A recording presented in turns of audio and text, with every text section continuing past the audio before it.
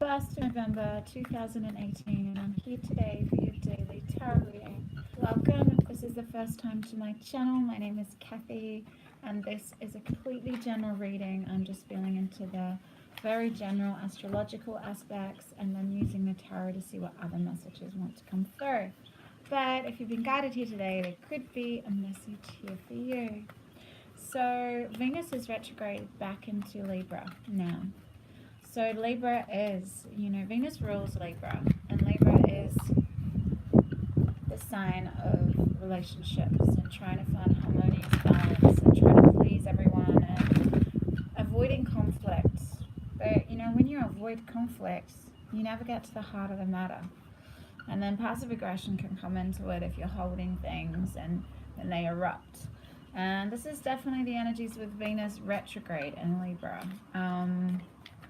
Especially with the moon in Leo, if your emotional needs are not being met, if you're feeling like you're not being fulfilled by a particular relationship, then it could all, come to a head around this time. Especially with Venus in the very early degrees. I think it's 0 degrees Leo, 29 degrees of Libra, because it's come back into it. It was 0 degrees of Scorpio yesterday. Now it's retrograded back into 29 degrees of Libra. So when a planet, there's 30 degrees in each house, it's very heightened at 29 degrees. So you'll feel this today.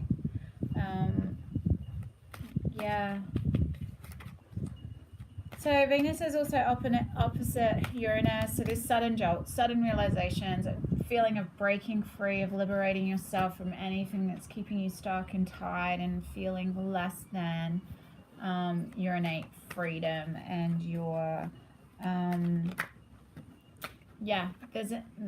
hearing that there's indecision around a particular relationship.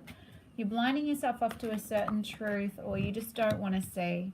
You want to look forward with optimism to the future, but there is something about a decision that needs to be made that's and it's to do with Venus in retrograde. It's really hard to see clearly around this time with regard to relationships. Something could come in today. There could be a sudden magnetic attraction, and maybe you're already seeing someone, and someone else comes in to your world today, and it makes you question everything about the depth and sincerity of your connection with another. So you might just want to break free of having any sense of relationship at all, of being fully independent in who you are. And there's a wound that needs to be healed here. There's always wounds out there. But Jupiter in Scorpio, in the final degrees of Scorpio before it moves into Sagittarius, is trying to Chiron and Pisces. Excuse me. So traditional values. We have traditional values on relationships and what defines a relationship. What defines a relationship, and why do we need to define it anyway?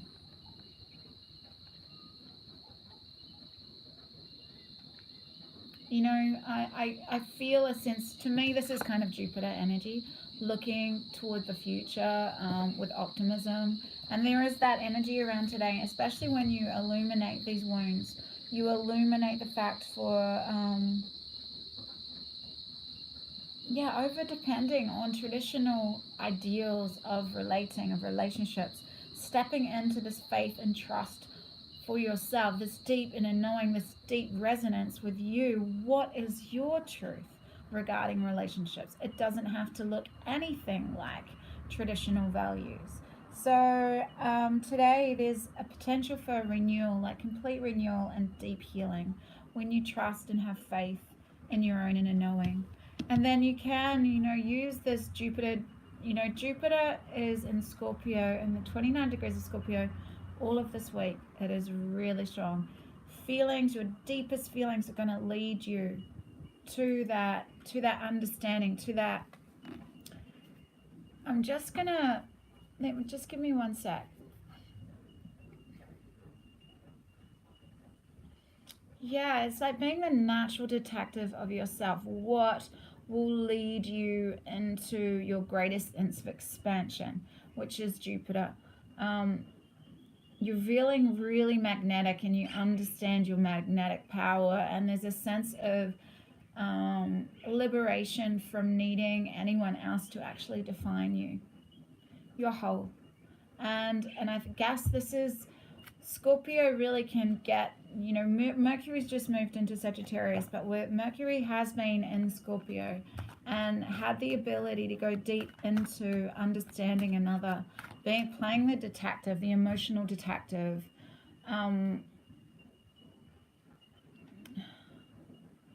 Yeah, you're moving through psychological barriers, which could be these wounds of over dependence on how other people define relationships. There's a sense of wanting to really ground ideas, to really step into your own sense of self-love and wholeness and create, because Scorpio rules the finances as well. So this is becoming really strong and stable and secure in your own financial development, your own financial standing, your own financial security, and doing it slowly and with genuine intent, no ego. It's just about wanting to stand in your own independence. Yeah, not needing to rely on anyone, and you're doing it with such a peaceful, no willfulness. It's softly moving towards where you feel like you want to go. So finding what you love, and especially Scorpio, for the month of November anyway, the sign of Scorpio, it's all about tapping into your hopes and dreams in regard to career and making, you know, headway on that financially. So we have the Sun in Scorpio trine Neptune in Pisces. So there's a real depth of emotion, spirituality. It's all merging together. Real psychic attunement leads to peaceful feelings towards others around you, seeing the spirit in everybody else, understanding that we're all just, I'm another you, you're another me. There's a sense of sweetness in the air, and that could be the Sun in Scorpio, Neptune, Pisces energy.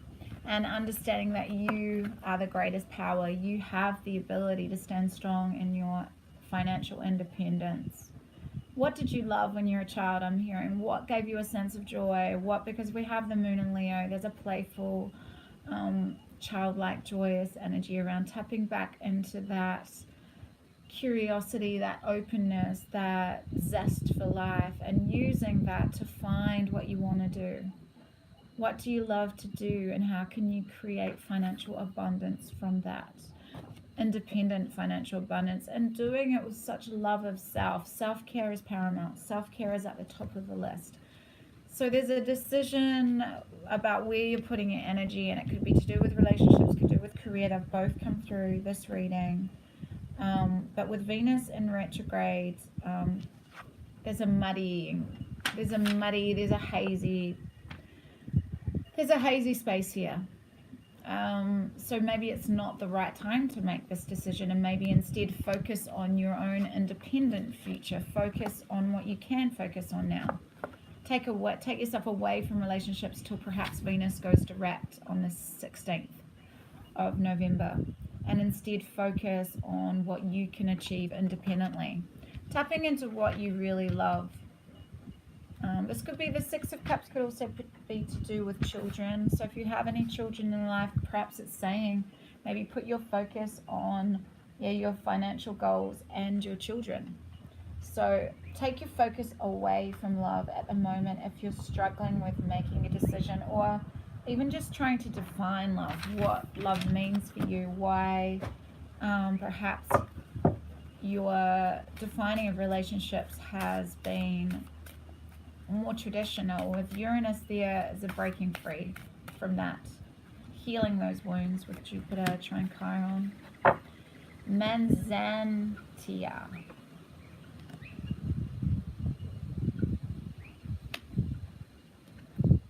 I don't know what this is. It's like a, wow, that's a really beautiful card.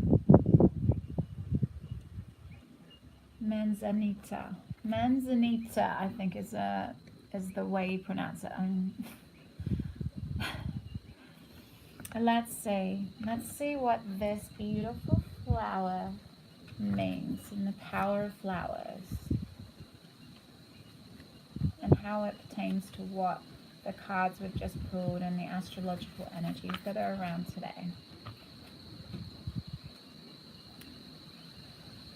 The manzanita, with its rounded curves and dancing, bending branches, seems to embody the goddess within her very core. It is not surprising that the tree produces tiny apple-like fruits, an ancient symbol of fertility and sensuality. Manzanita elixir helps uplift one's attitude concerning body image in a culture that fails to honor the many varieties of the female form, inviting the goddess in each of us to be revealed in all her splendor. This is also an excellent essence for people who suffer from eating disorders of any kind, as well as for those sensitive, spiritually attuned individuals who find the physical body cumbersome. Manzanita increases one's ability to experience the body as a beloved temple of the spirit. Archetype: the fertility goddess, Venus. The Venus of Willendorf. The Venus of Willendorf is a Paleolithic Venus depicted without a male consort, for it is likely that the people who lived during this ancient time were unaware of the male role in procreation. In fact, they may have thought females capable of parthenogenesis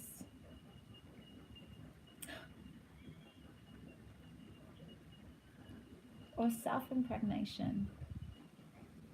Wow, I love this. Such was the astonishing power of the goddess, along with her earthy counterparts. Like the manzanita tree, prehistoric people lived close to the earth, and just as we admire the plant's graceful curves and rounded form, the ancients loved the goddess whose body was a shrine of productivity and beauty. The Venus of Willendorf and the dancing goddess figures in the manzanita tree honor the female spirit that resides within you. You are being mirrored by the universal mother who asks that you see yourself as she sees you, as an incarnation of divinity. We must once again learn to respect our female bodies and love them fully, if we are to honor the great goddess who lives her abundant love to all, who gives her abundant love to all. Blessing. Manzanita offers the wisdom of the goddess law, the beautiful roots of her ancient core. The body sings, I dance her truth. The body is beautiful in age and youth. So this is standing in your own power today. Don't make a decision about a relationship today. Feel into the sweetness of what you love. Feel into your goddess nature. Venus is here really strongly today with Libra, with the Venus moving back into Libra. Feel into your inner richness, your inner fertility, your inner beauty. Use those eggs in your house of creation, your sacral, your womb, to enhance your creativity, to enhance your spiritual energy, your sensual energy. Spiritual energy, sexual energy, it's all creation. Tap into that goddess energy today. Anyway, have an amazing 1st of November. I shall see you tomorrow. Bye.